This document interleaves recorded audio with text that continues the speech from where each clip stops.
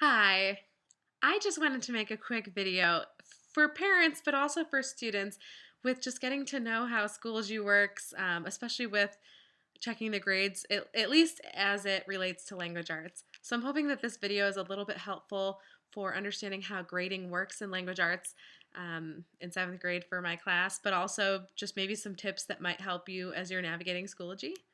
And always, please feel free to let me know if you have any questions about anything. Never hesitate to reach out. So, one of the things I wanted to explain to you is that the way grading works in this class is not points based typically. Really, what I try to do is give a level of mastery. So, mastery is when you really understand and get the skill at hand. And there's there's levels of mastery though. And so, taking a look at this chart, so to speak, 3 is the goal. 3 sort of represents mastery. It has nothing to do with points or anything like that. It's just where you fall on this continuum of sorts. So obviously it says the student has mastered the complex targeted knowledge and skills. So that just means that if a student has mastered it, they are able to do that skill. If I gave them a 3.5 or a 4, that would indicate that the student has completed advanced applications of the skill. They understand the skill and have proven that they understand it at an advanced level. Again, this is not points based, it's just simply where it's for you to reference where you are along this line here. So a 2.5 or a 2 indicates that the student has understands the foundational material for the skill but is really still working to master it. Whereas a 1.5 or a 1 would imply or indicate that the student is really struggling a little bit with the skill without help from the teacher. So maybe can't do it independently and hasn't reached mastery yet. Now 0, the student hasn't turned something in, so I can't assess their level of mastery.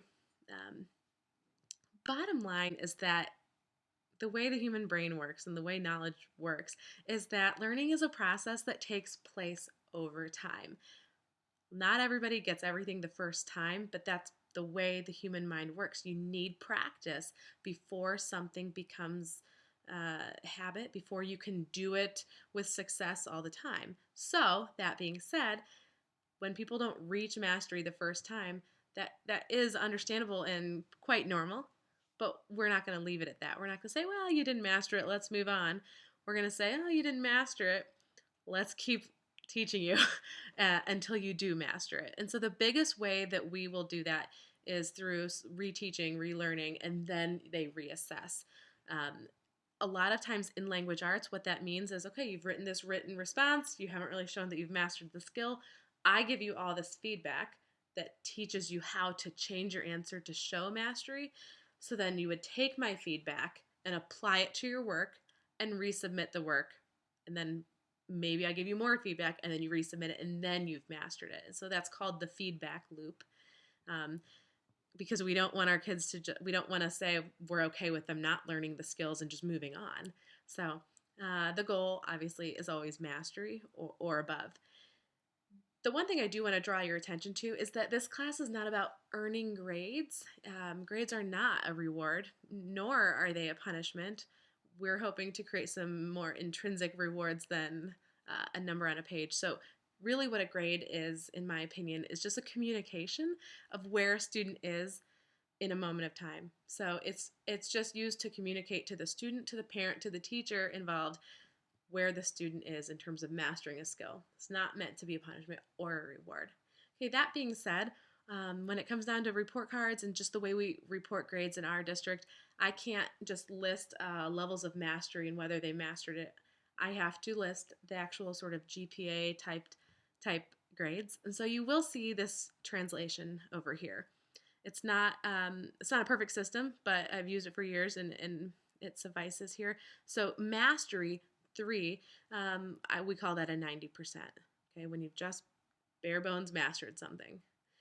If you can show a little bit of a higher point of mastery, maybe a 3.5, but that would be a 95. 4 would be 100. And you will notice that it's not a perfect scale, so it goes 2.5 is an 80, so on and so forth.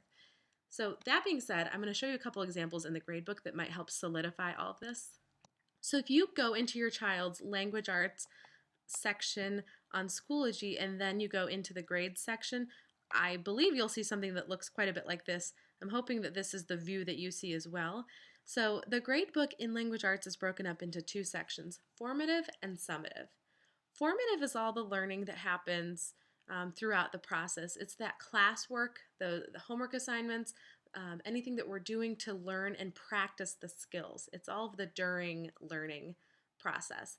Summative, on the other hand, is the summary of what has happened. It's after the learning has taken place. So that's oftentimes the assessments. It's after the process and you've already practiced the skill. Now you're showing and demonstrating the knowledge that you have. So that being said, taking a look at the formative, you're going to notice that there's little numbers over here. And again, those are not points based. Those are supposed to indicate where the student falls on the mastery level continuum. So if a student has gotten a 3, 3.5, or a 4, that shows that he or she has mastered the skill at hand. If they've gotten a 2.5, a 2, or even less, that means they haven't mastered it and they need more work before they have mastered it. So usually I will write some comments on the side, and usually the comments, even if they have mastered it, is asking them to look back at the assignment because I've left feedback. So for example, just looking over here, it says level 3 shows that you have mastered the skill.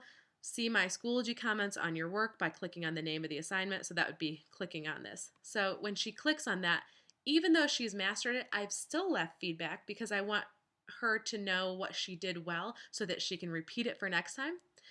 What you'll see if a student hasn't mastered it, there will obviously be feedback and it will say, you didn't master it because you didn't do such and such. Here's what you need to do to improve. And so the feedback helps them know what to do to improve.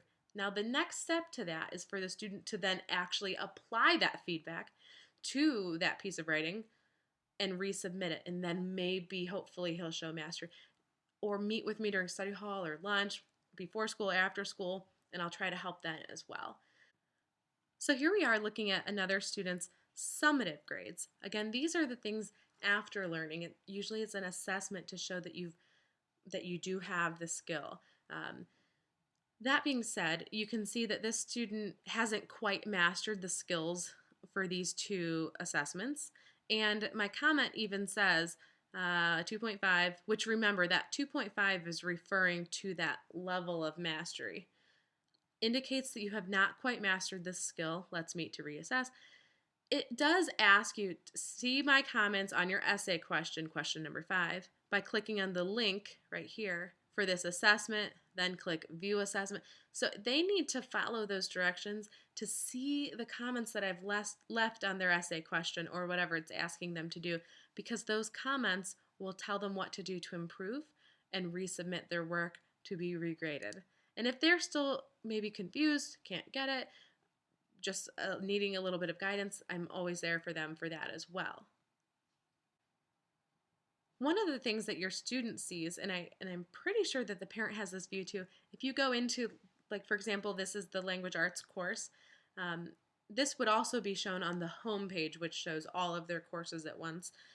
But they can see every single day, and I'm hoping that parents can see this too. I post the day's agenda, which is what we're doing that day, what objectives we're learning, and what the homework is that day. On top of that, I also put the homework where it says LA homework this week. And if you ever want to look, like for example, if your child is absent, you can click on the calendar icon here from within a course, or if you're on your home page, there's a different place to find the calendar. And this is, so right now this is only showing language arts, but the home page calendar shows everything: language arts, science, social studies, all of it. So this shows everything. Like for example, if they were absent Monday the 28th, they could click on the agenda and see what we did.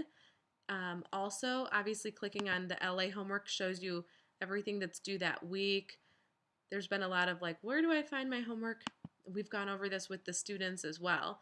They can also add their own things to the calendar. They can color code the calendar. They're supposed to really work with it in a way that helps them and is an advantage to them. I hope this video, while longer than I meant for it to be, but I hope it was helpful in explaining the way the grades work in language arts and in explaining how to read and interpret the grade book in Schoology for language arts. Please don't ever hesitate to reach out to us. We will love to take any comments or questions that you have. Thank you so much, and I appreciate you watching this.